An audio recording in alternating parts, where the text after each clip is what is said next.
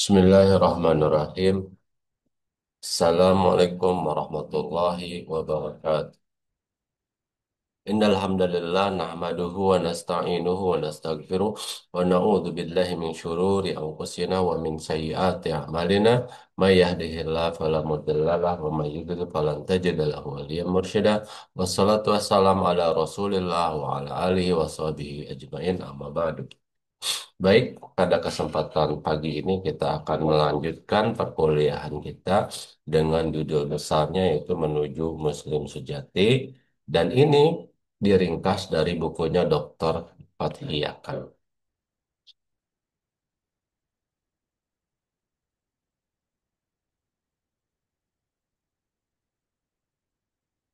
Ada dua bagian utama dari buku ini. Yang pertama adalah bentuknya yang sifatnya pertanyaan adalah bentuk komitmen saya terhadap Islam itu seperti apa.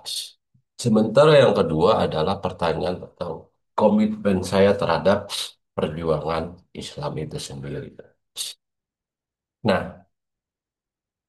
apa bentuk komitmen saya terhadap agama Islam itu sendiri? Nah, kalau dalam buku ini disebutkan yang pertama adalah seorang Muslim itu harus mengislamkan akidahnya. Maknanya, akidah yang dia pegang, yang dia menjadi sumber petunjuk dalam hidupnya, menjadi rujukannya, dia harus sesuai dengan apa yang disampaikan oleh Nabi, apa yang dipraktikkan oleh para sahabat. Yang kedua, mengislamkan ibadah saya. Yang berikutnya, akhlak saya, keluarga, mengalahkan hawa nafsu, dan yang terakhir adalah meyakini bahwa hari esok adalah milik Islam. Nah, yang pertama ini, akidah yang benar yang lurus sesuai dengan arahan Al-Quran dan As-Sunnah, beriman kepada apa yang diimani. Generasi Muslim pertama yaitu salafus soleh dan pemuka agama yang diakui kualitas kebaikan ketakwaannya, pemahamannya dalam agama Allah Subhanahu wa Ta'ala. Nah, kalau kita kembali lagi pemahaman akidah yang benar dan lurus sebetulnya kita sudah bahas di mata kuliah terdahulu, tapi paling tidak kita bisa meyakini, ya, bisa memahami bahwa inilah intisari daripada agama itu sendiri, bahwa yang diajarkan oleh Rasulullah SAW kepada umatnya terlebih dahulu adalah masalah akidah, masalah keyakinan, masalah ideologi. Itu sebelum mengajarkan urusan sholat, urusan ibadah-ibadah yang lain yang sifatnya ritual. Tapi akidah ini menjadi eh, pijakan yang kuat. Ya, jadi ketika ada perintah sholat, ketika ada perintah menggunakan hijab dan lain sebagainya, itu mereka dengan tunduk dan patuh, sami'na wa ata'na. Itu karena apa? Karena akidahnya sudah siap, sudah kuat. Baik, yang berikutnya mengislamkan ibadah saya.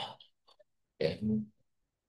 Ketika kita menjadi seorang Muslim, maka dia harus ibadahnya, kepatuhannya hanya kepada Allah Subhanahu wa Ta'ala.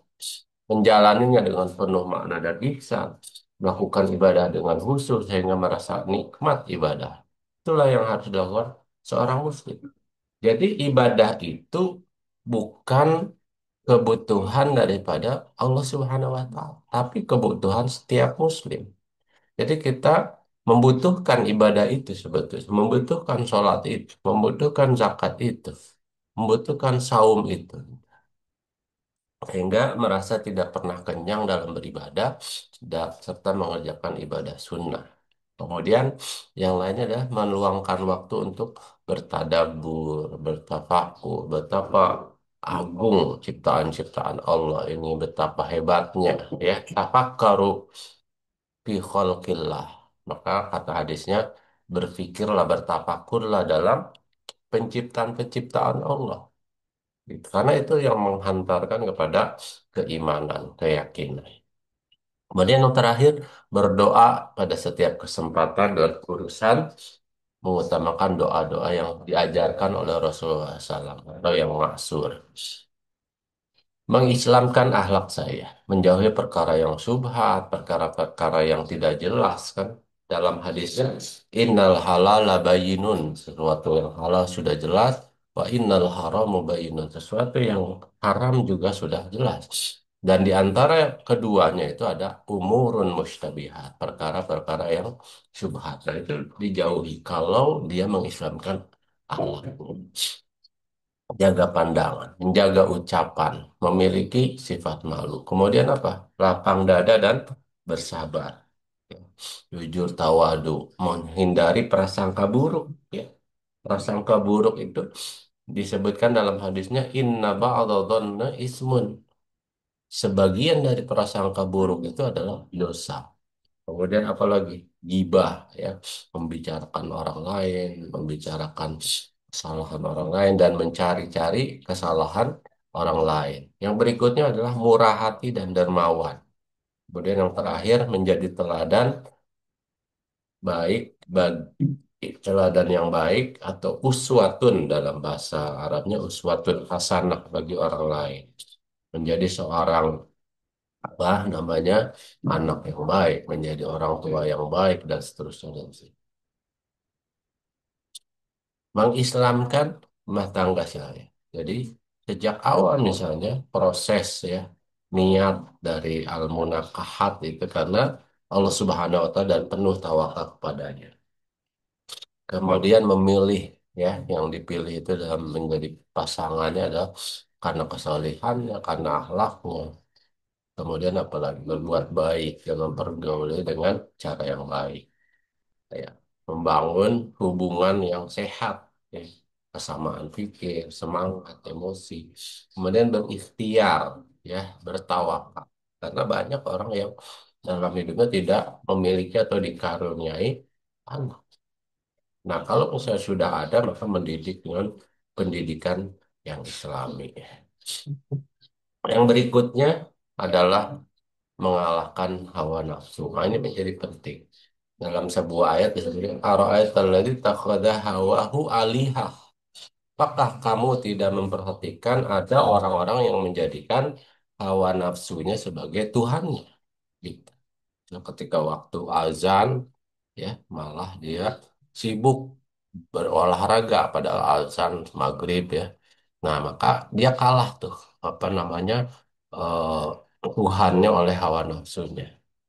Nah, maka dilihat dari sini manusia itu terbagi ah, menjadi tiga. Yang pertama manusia yang dapat mengalahkan nafsunya. Yang kedua manusia yang dikuasai oleh hawa nafsunya. Yang ketiga manusia yang berusaha mengontrol diri dan melawan hawa nafsu. Nah ini situasi ini sebetulnya situasi yang dihadapi oleh setiap orang dalam keseharian hidupnya. Nah, tetapi bagaimana faktor yang menyebabkan orang berhasil melawan hawa nafsunya? Yang pertama adalah hati yang hidup, ya. Hati yang hidup itu menjadi sesuatu yang apa? Karena disentuh oleh nilai-nilai rohani, nilai-nilai ketuhanan lembut, jernih, dan bercahaya. Ya, qad aflaha man zakkaha. Maka beruntunglah orang yang mensucikan jiwanya, ya mensucikan jiwa. Kemudian yang kedua, akal yang memandang jernih, paham, membedakan yang baik dan buruk, ya tidak terburu-buru, al-istijal minasyaiton, karena terburu-buru itu bagian dari setan, ya. Kemudian mengadopsi ilmu yang mendekatkan diri kepada Allah Subhanahu wa taala, menghadap keagungannya dan kekuasaannya. Yang kelima, meyakini bahwa hari esok adalah milik Islam. Sebagaimana dijanjikan oleh Rasulullah SAW bahwa Islam itu pada akhirnya akan menguasai ya dunia, akan melingkupi kebaikannya seluruh jagat raya ini. Mengimani Islam sebagai jalan hidup mendorong pada tingkat keyakinan bahwa masa depan adalah milik Islam. Kalau kita bicara hari ini agama, satu-satunya agama yang masih dihormati di dunia, yang masih diyakini dan masih dilestarikan nilai-nilainya itu hanya Islam. Ya, kalau kita lihat agama-agama yang lain itu, ya bahkan kalau kita ke Barat ya, ke Eropa, yang namanya agama udah nggak dapat kehormatan, terutama agama Kristen ya. Agama Kristen itu udah dianggap apa namanya? Ya bagi mereka menghina, meledek ya Tuhannya mereka sendiri segala macam itu adalah perbuatan yang sifatnya ya bercanda aja gitu ya. Nah, Islam bersumber dari Allah karena Allah merupakan satu-satunya manhaj yang sesuai dengan kebutuhan dasar menyelesaikan tuntutan jiwa dan materi pada manusia. Misalnya di gereja diyakini misal pernikahan itu adalah uh, bentuk dari keburukan, maka pendeta-pendeta tidak ber. Tapi di gereja justru banyak skandal kasus yang memalukan gitu ya. Ya. Nah ini kan jadi mereka tidak apa fitrah manusianya tidak diakui, akhirnya jiwa mereka menjadi rusak. Ya. Selain itu, kita meyakini sistem buatan manusia adalah lemah, terbukti gagal karena sifat manusia terbatas, kurang dan temporer. Ya kita menyaksikan saja bagaimana ekonomi kapitalistik, ekonomi ah, apa namanya yang non Muslim gitu ya, itu bukannya mendekatkan orang kepada kesejahteraan, malah masyarakat masih makin terjadi ketimpangan yang berat atau di dalam bahasa itu Gini rasionya makin bermasalah. Baik, saya kira demikian pembahasannya. Nah, ini yang terakhir. Jadi, apa komitmen kita terhadap perjuangan Islam? Yang pertama, mempersembahkan hidup saya untuk Islam. Karena apa? Karena dengan mempersembahkan diri untuk Islam, maka intan surullah yang suruh pun kamu. Kalau Anda sekalian itu menolong Allah akan menolong kehidupanmu, permasalahanmu, dan sebagainya. Saya meyakini kewajiban berjuang dalam Islam, memahami nilai perjuangan, wilih saya wadah berjuang, karena la Islam illa bijamaah. Tidak ada Islam itu kecuali dengan berjamaah atau bersama-sama orang lain. Sholat saja harus berjamaah. Memahami dimensi berkomitmen ke dalam wadah perjuangan, memahami pilatur perjuangan Islam, memahami syarat janji setia keanggotaan dalam wadah perjuangan. Demikian sesi eh, perkuliahan kita pada kesempatan kali ini. Saya cukupkan sampai di sini. Hadanallah wa iyyakum ajmain. Syukran wassalamualaikum warahmatullahi wabarakatuh.